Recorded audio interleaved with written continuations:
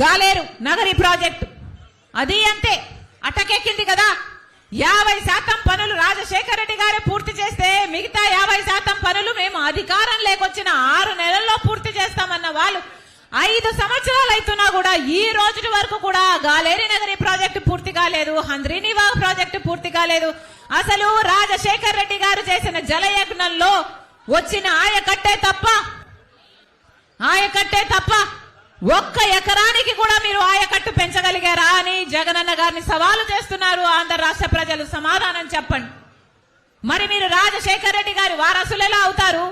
రాజశేఖర రెడ్డి గారి సంక్షేమ పాలనకు జగనన్న పాలనకు ఆకాశానికి పాతాళానికి ఉన్నంత తేడా లేదా? నిన్న ఒక ప్రాజెక్టుకు పోయాం. రాజశేఖర రెడ్డి గారు 750 కోట్లు పెట్టి ప్రాజెక్టు పూర్తి చేస్తే ఆ ప్రాజెక్టుకు కనీసం మెయింటెనెన్స్ అంటే ఆయిలింగ్, గ్రీసింగ్ ఇలాంటివి కూడా లేక ఆ గేట్లు ఊడిపోయి ఆ నీళ్లలోనే తేలుతున్నాయి. సిగ్గుగా లేదా?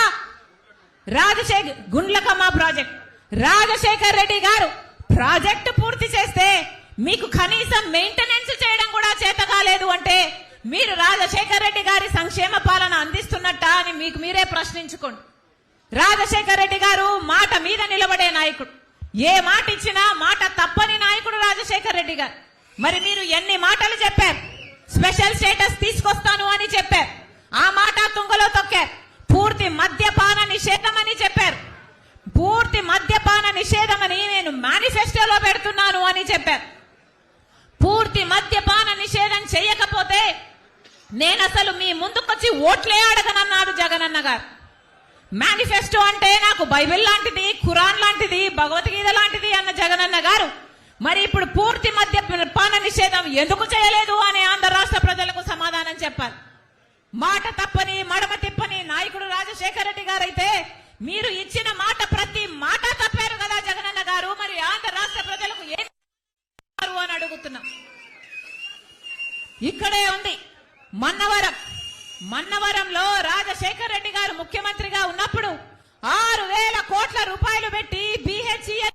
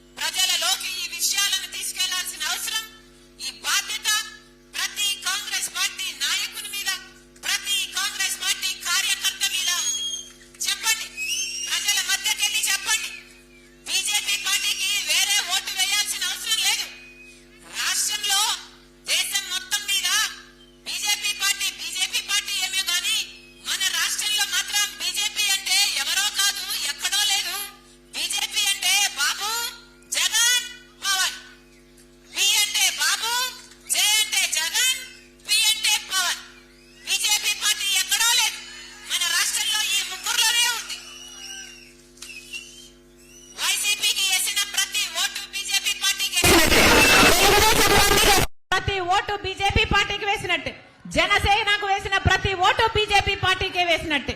మరి మీకు ఎందుకు వేయాలి ఓటు? నేరుగా బీజేపీ పార్టీకే వేస్తే సరిపోయింది కదా. అందుకే చెప్తున్నాం, ప్రజలను హెచ్చరించాల్సిన అవసరం ఉంది. ప్రజల దగ్గరకు వెళ్ళండి. ఎన్ని ఇల్లులు తట్టగలిగితే, ఎన్ని తలుపులు తట్టగలిగితే, ఎన్ని గడపలు తొక్కగలిగితే అంతమంది దగ్గరికి వెళ్ళాలి. ఎన్ని సంఘాలను వీలైతే అన్ని సంఘాలను కలవండి.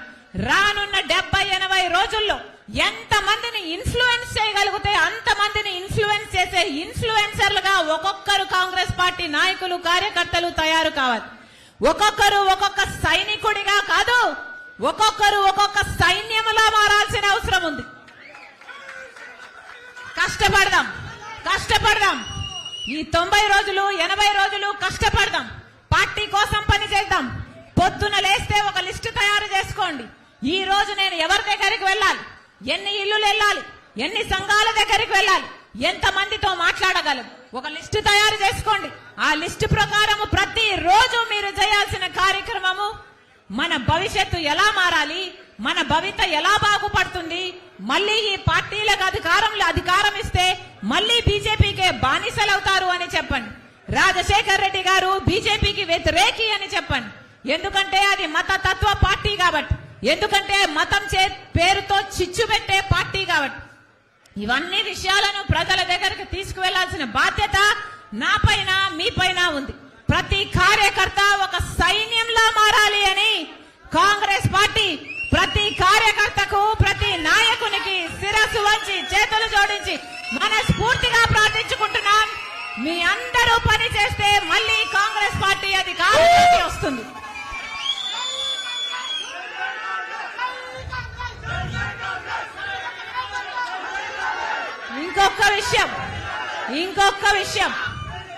ఇంకొక విషయం ఒకప్పుడు వైసీపీ పార్టీని నా భుజాన వేసుకుని పాదయాత్ర చేశాను.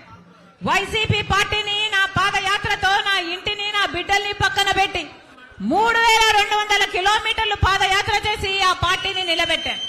వైసీపీ పార్టీకి ఏ అవసరం వచ్చినా నేను అండగా నిలబడ్డాను. ఆ పార్టీని అధికారంలోకి తెచ్చాను. ఈ రోజు కనీస కృతజ్ఞత లేకుండా ఈ రోజు నా మీద, నా వ్యక్తిగత జీవితం మీద, నా పేరు మీద నానా రకాలుగా నా మీద దాడి చేస్తున్నారు. అయినా చెప్తున్నాం, భయపడేది కాదు రాజశేఖర్ రెడ్డి బిడ్డ. పులి కడుపున పులే పుడుతుంది.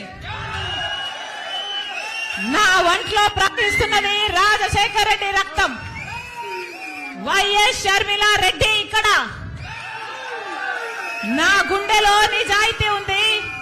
ఆంధ్ర రాష్ట్ర ప్రజలకు అన్యాయం జరుగుతుంది కాబట్టి ఇప్పుడున్న ప్రభుత్వమైన ప్రతిపక్షమైన ఆంధ్ర రాష్ట్ర ప్రజలను గాలి కొదిలేసింది కాబట్టి మళ్ళీ స్పెషల్ స్టేటస్ రావాలని, పోలవరం కావాలని, మనకు రాజధాని కావాలని, మన బిడ్డలకు ఉద్యోగాలు రావాలని, రైతులకు రుణమాఫీ జరగాలని, మన రాష్ట్రం మళ్ళీ అభివృద్ధి చెందాలని రాజశేఖర్ రెడ్డి బిడ్డ ఈ బాధ్యత, ఈ భారాన్ని భుజాన వేసుకొని నా పుట్టింటికి, ఎక్కడైతే నేను పుట్టానో నా రాజశేఖర్ రెడ్డి బిడ్డ తన పుట్టింటికి వచ్చి ఇక్కడ రాజకీయాలు చేస్తుంది తప్ప రాజశేఖర్ రెడ్డి బిడ్డ మరి ఏమిటో కాదు, రాజశేఖర్ రెడ్డి రక్తమని మీరు గుర్తుపెట్టుకోవాలి. పదాలు తెలియని పెదవులకు అమృత వాక్యం అమ్మ. సంతానలేమి సమస్యతో బాధపడుతున్న ప్రతి స్త్రీమూర్తి బాధను మేము అర్థం చేసుకోగలం. 49 వరల్డ్ బెస్ట్ ఎంబ్రియాలజీ ల్యాబ్ మరియు జిల్ట్రిక్స్ అలారం సిస్టాన్ని మొట్టమొదటిసారిగా ఏపీ మరియు తెలంగాణలో ఈ నెల 9న ప్రముఖ సినీ నటి స్నేహ, స్పెయిన్ దేశానికి చెందిన international senior embryologist Javier Herrera గారు ప్రారంభించారు. ఈ శుభతరుణంలో రక్త పరీక్షలు, AMH test, RBS, semen analysis, ultrasound scan, follicle scan ఈ నెల 31 వరకు ఉచితంగా అందిస్తుంది. 49